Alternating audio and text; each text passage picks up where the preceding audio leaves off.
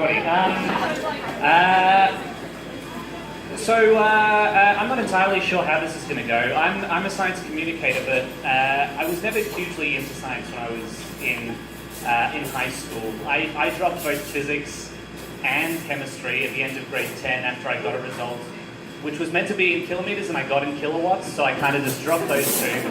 I stuck with biology for a couple more years, but I was never really into to science much at all until I got my first job out of university. I studied TV and new media, and I got a job on Scope, which is sort of like the Australian version of Bill Nye, and we did a whole bunch of different things. And that's when I first started to really get into science and really enjoy science. But one of the aspects of science that I've always had a fascination with, and something that I really enjoyed when we did it for a whole 2 weeks in high school, was space. I love space.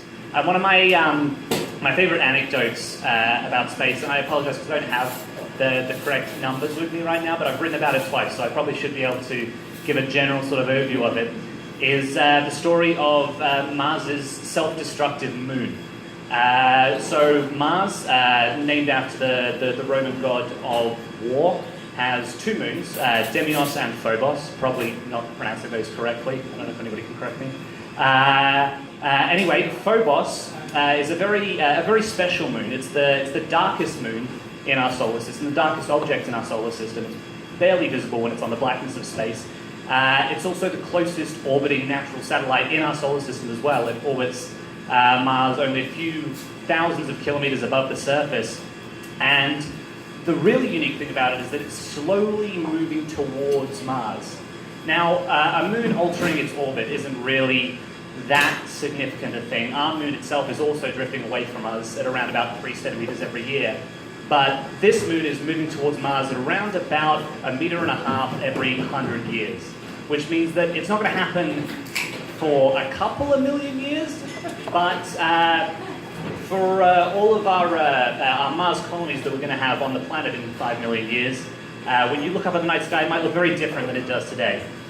And that's because as this moon is shifting closer and closer towards the Martian surface, it's reaching something called the Roche limit, which is a concept that was developed by Edmond Roche, who was a French astronomer a couple of hundred years ago. And as it approaches the Roche limit, the natural satellite is ripped apart by the tidal forces of the planet. So when we are on the surface of Mars in 5 million years, we look up, we might see something very similar to what Saturn has right now. As it slowly approaches the planet, the moon is going to be torn apart by tidal forces, and as they slowly drift around the planet for millions and millions of years, they'll slowly form sort of a ring. So that's basically the story, and I guess the moral of the story is the fact that Deimos and Phobos were both Greek gods as well. They were the gods of panic and of fear. And panic is often seen as a very self-destructive force, and quite ironically, panic, or Phobos, is slowly going to self-destruct over the next 5 million years. And that's all.